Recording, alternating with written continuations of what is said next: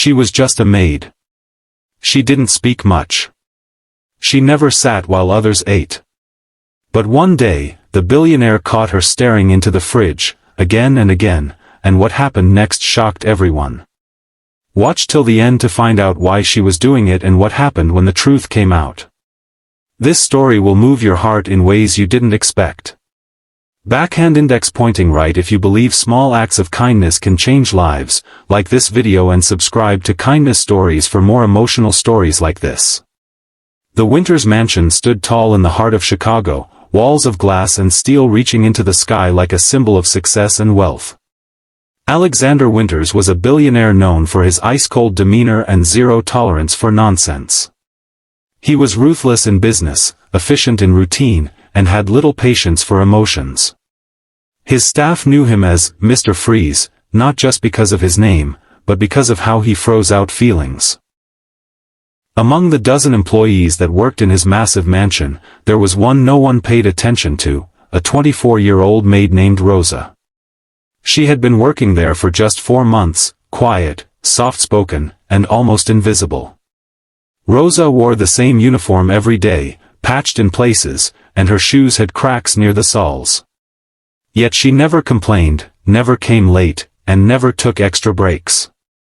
But there was one thing Mr. Winters had noticed recently, and it irritated him. Rosa kept checking the fridge. Over and over again.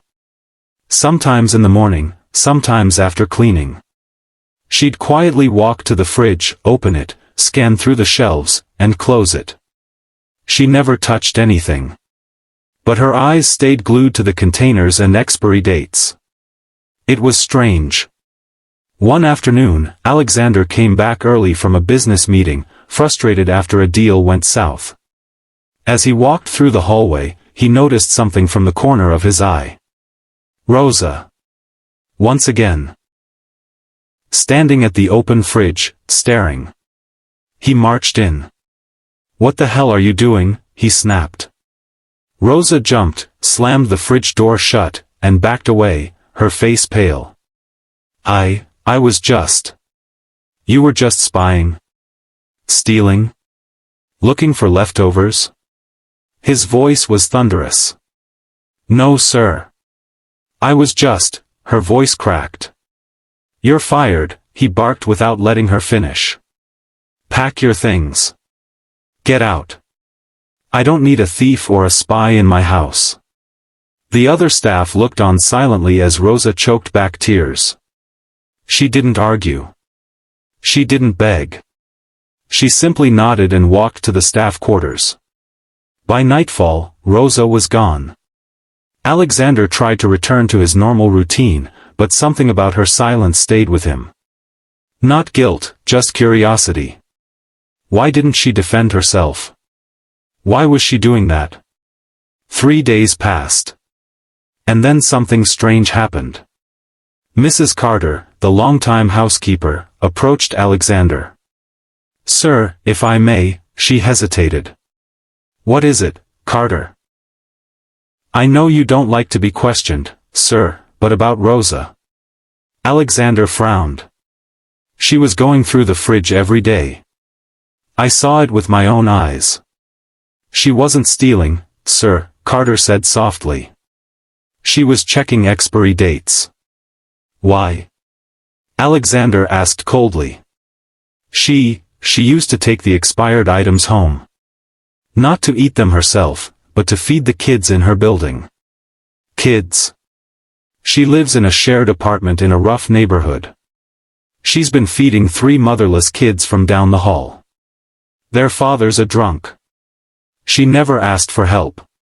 She just, quietly took what you were going to throw away. That's all. She said expired yogurt or bread is better than nothing. Alexander stared at her, his mind numb.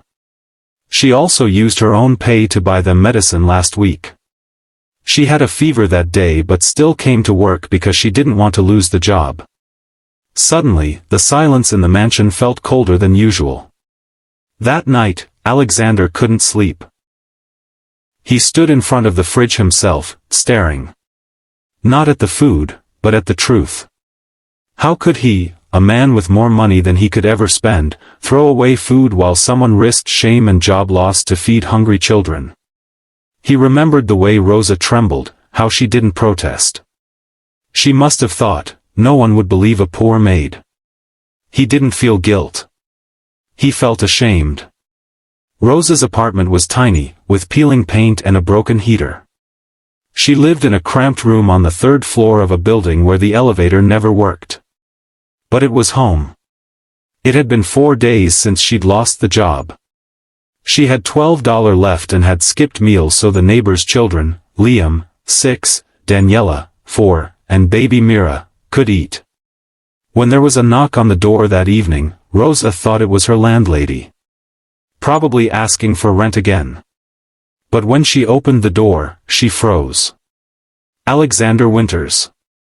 In a black coat, holding 2 large paper bags. She didn't know what to say. "I need to talk," he said. Rosa stepped aside, unsure. He walked in, placed the bags on the small table. "I misjudged you," he began. "I accused you. I humiliated you. I was wrong." She stood quietly, eyes moist, heart racing. "I know why you were checking the fridge now," he continued. "I had no idea. Carter told me. And I couldn't believe it at first. But now I do. I'm not here to say sorry only, I came with an offer." He gestured to the bags, groceries, fresh produce, medicine, bread, baby formula. "I want you to come back." Rosa blinked, lips parting. "But not as a maid. I want to sponsor your education. You have the heart this world needs. I want to offer you a scholarship through my company's community program. You'll get full tuition for whatever you want to study.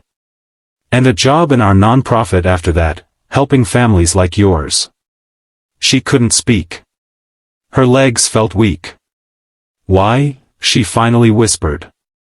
Alexander's expression changed, softened. "My mother used to clean houses," he said. "She died when I was 12. No one ever helped her.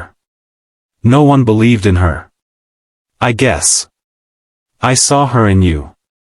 And I realized, maybe it's time I start doing more than just signing checks.